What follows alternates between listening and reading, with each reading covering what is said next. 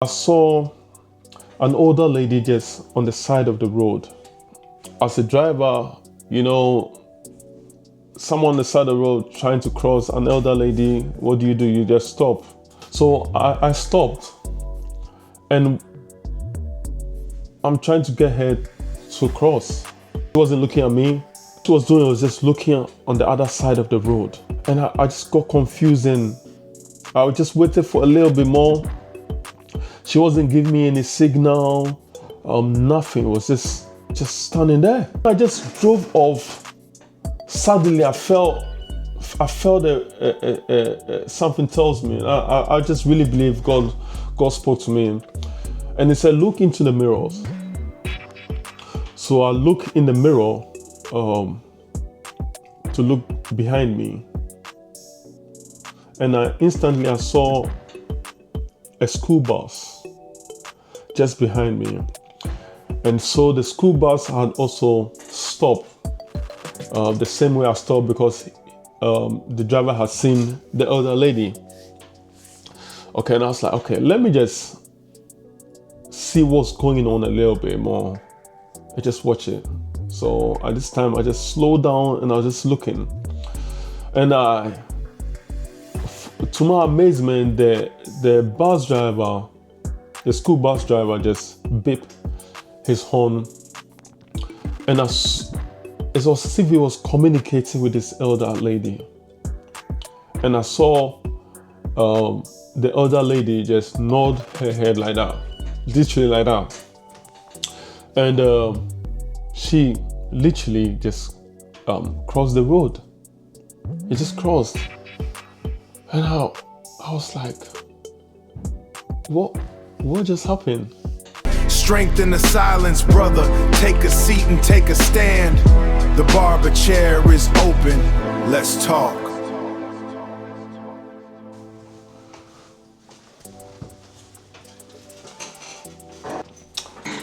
Guys, welcome back to the barber chair.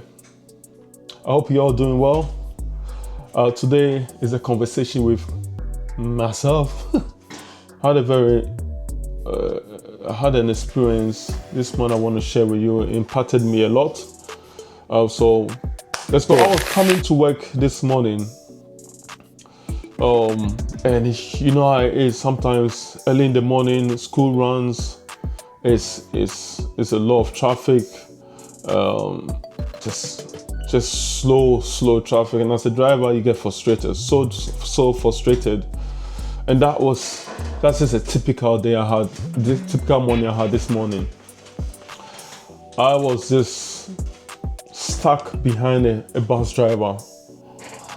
And you know what, some of these bus drivers, I don't know, man, it's like they don't want to park well for you to just move on the side and just go ahead with your journey.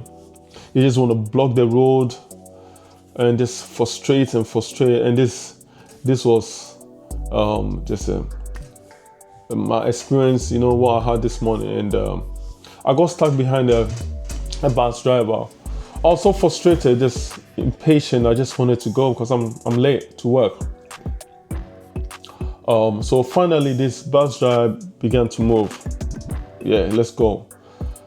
Just as he moved, I saw an older lady just on the side of the road.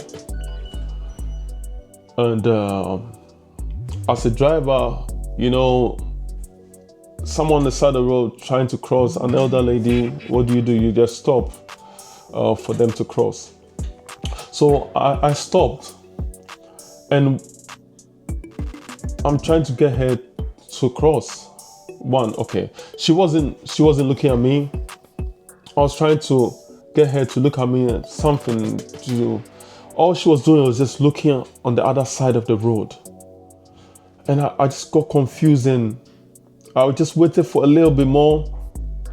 She wasn't giving me any signal, nothing. It was just standing there. I was like, okay, at this moment, I'm just gonna go. I'm just gonna drive off. So I just drove off. When I just drove off, suddenly I felt something tells me. I just really believe God spoke to me, and He said, look into the mirrors. So I look in the mirror to look behind me, and instantly I saw a school bus just behind me. And so the school bus had also stopped the same way I stopped, because the driver had seen the elder lady. Okay, and I was like, okay, let me just see what's going on a little bit more. I just watch it. So at this time, I just slowed down and I was just looking. And to my amazement, the bus driver, the school bus driver, just beeped his horn, and it was as if he was communicating with this elder lady. And I saw the elder lady just nod her head like that, literally like that, and she literally just crossed the road. It just crossed, and I was like, what just happened? And so a voice just spoke to me, and it's like, this is the person you are. It said you are impatient and you don't understand certain kind of people, and so you won't be able to meet their need. And it's like it struck me so much. So all along, this older lady actually wanted to cross the road. And to be fair, I stopped. I didn't just rush off. It's not like I just rushed off. In a sense, I was patient. I stopped a bit. But she wasn't doing anything. And so I drove off. And so it was almost like God was saying to me that you are impatient. Just a little bit more of patience and empathy and a bigger heart. You could have recognized the need of that person. And He said to me, there are people that you will need some skills. You will need some experience. You will need certain kind of bigger heart for you to recognize their need.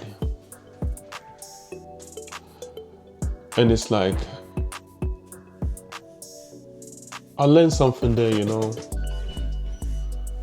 What I learned was that there are people who are in need. We see them all over the place. We see them every day. But these people are very quiet, silent. They don't talk about their issues. They don't say anything. You think they don't need any help. Just like I saw the older lady, I don't know what she's doing there. I can't help her. So you see these people every time, but we don't have a clue their need. And so we are not able or equipped to help them. This could be your family, your friends, people that are even close to you. You see them every day, they are okay. But you just don't know what they're going through. It made me remember one of the conversations I had with a client just days past ago. And he said something to me that struck me so much. He said to me that there's the first rule of emergency in an accident scene is to always attend to those that are quiet and responsive.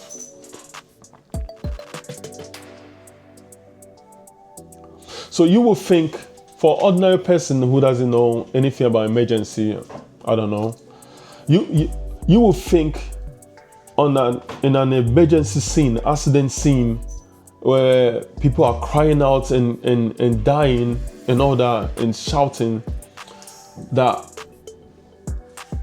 the people you attend to are the ones that are shouting and crying out for help. But that's not the case. He was telling me, you attend to the people that are quiet and unresponsive. They seem okay. Yeah, they're on the floor, on the ground. Yeah, but they're not shouting. And he said to me, the reason that is the case, people in an emergency, those that are shouting are actually conscious. Yes, they might be hurting, they might be in pain, but they're actually conscious. They are in a state where they can to be able to even shout or cry. But those that require immediate attention are the ones that are literally quiet. Very quiet, nothing. Those are the people that could be unconscious or literally dying or in shock. I was like, wow.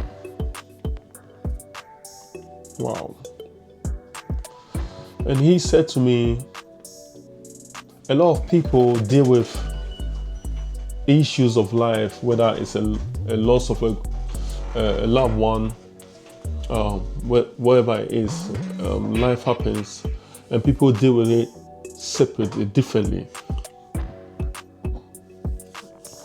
And you gotta be careful, very, very careful with those that seem to be okay.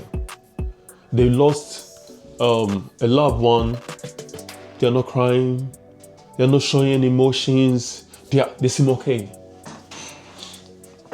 Those are the ones that your eyes should be on, because they could be in critical states. Those are the ones that need more help, more attention, more opening up to. But we don't do that. The ones that cry are able to show their emotions, cry it out, speak. That's a good sign. We think the ones that are quiet and seem okay, oh, it's okay, it's okay, it's okay. We think those are the ones that are okay, but they are not. Then later, weeks later, months later, years later, these ones, we hear of them, something has happened, suicide, whatever it is. They are mental issues because they deal with life differently, very quiet, but they probably need more help. So I say that to say, in a society, in our world we live in, where men don't talk, very quiet, we are strong. You lose your mom, you lose your dad, you lose your wife, you don't see your children, you're quiet. Everything is okay, man up, strong. We are okay, but we are dying inside. We're literally dying inside, but it seems we are okay. The world wants us to be okay, so sometimes we put a face, a facade that we are okay.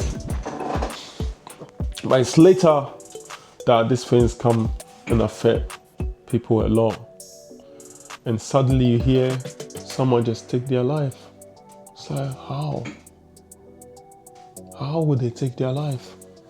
He came to work the other day. I was watching football with them. I was just laughing on the phone with them, but they're gone. That's what I'm talking about.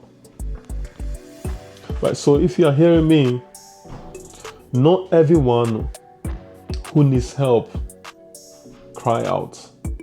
Not everyone who is in critical state and need desperate attention or someone to speak to will talk to you. But it takes skills, maybe bigger heart, empathy, understanding, patience, to be able to say, nah, you just lost your dad, you can't be okay. You just had a relationship breakdown. No, you can't be okay. Let's talk. And this goes a long way to help that person open up. So yeah, that's the lesson I learned today, and I hope you got something from it. Let's not take people for granted. People around us could need our help so much. If you love them, you care about them, reach out to them, speak to them, and that could go a long way to save a life. Okay, suicide in men is happening every day, especially men, especially. So I'll leave this with you, and I hope this helps in a small way to recognize some signs to help one another. Peace. Strength in the silence, brother. Take a seat and take a stand. The barber chair is open. Let's talk.